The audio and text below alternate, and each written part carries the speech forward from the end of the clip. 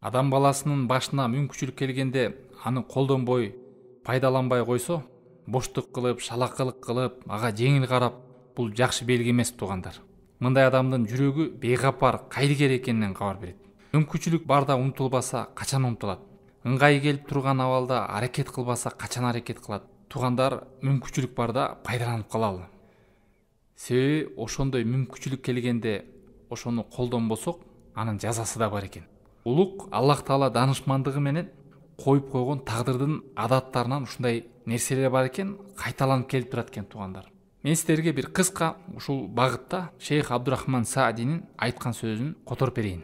Шейх Абдурахман Ас-Саади рахимахуллах айтып атат: "Анна ман тарака ма янфау", ким пайда берген нерсени таштап салса, "ва амканаху л-интифау бихи фалам янтафи", ким пайда берген нерсени таштап салса, ошол нерседен пайдала турган мүмкүнчүлүк болуп пайдаланбай койсо, "Уптулия бил истигали бима ядурру", ал өзүнө зыян берген нерсе менен алек болуп сыналып калат.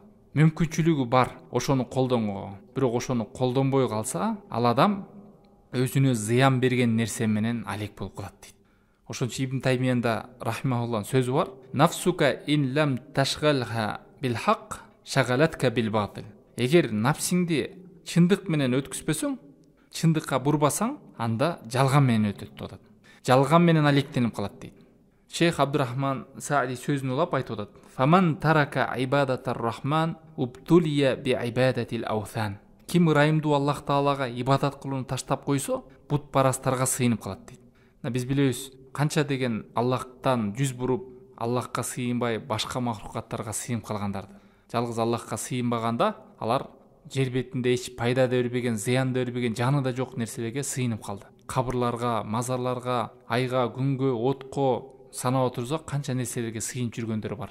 Ырайымдуу Аллахка сыйынбаганда, алар ушундай бут парастарга сыйынып калышты дейт.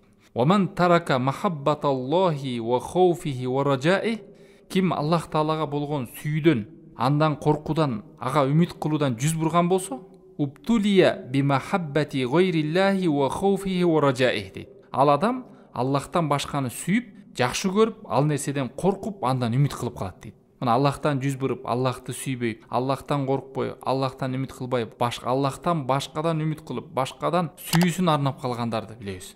Бул дагы ушул Аллах Тааламдын жазасы. Жараткан Аллага сыйынбай, жараткан Аллахтан коркпой, жараткан Аллахтан үмүт кылбай, башкаларга жүз буруп, сыйынып кетти. Мына жөнөкөй нерселерден коркуп жүрүшөт. Махлукаттардан үмүт кылып жүрүшөт. Аллах сактасын.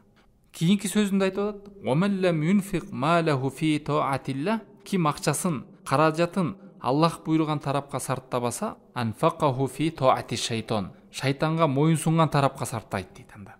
"Оман тарака дулла ли роббихи ибтулия би дуллил лил абид", дейт. Ким Роббисине жалынып, жалбарып кулчулук кылууну таштаса, ал башка бир махлукаттан болгон кулга кор болот дейт.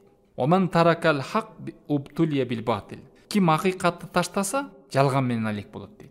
Мына туугандар, берде бир нече мисалдар берди Шейх Саади рахмахуллах. Бул жерден биздин айтайын деген сөз, туугандар, эгерде адам баласы мүмкүнчүлүк келгенде, ошол мүмкүнчүлүккө боштук кылып, кайдыгер карап, жеңил карап, ошону колдонбосо, кийин андай мүмкүнчүлүккө кайтып келбей калат экен. Жүрөгү да кабыл кылбай калат экен. Кандай мүмкүнчүлүк болду, ошол мүмкүнчүлүктү пайдаланып калайлы туугандар.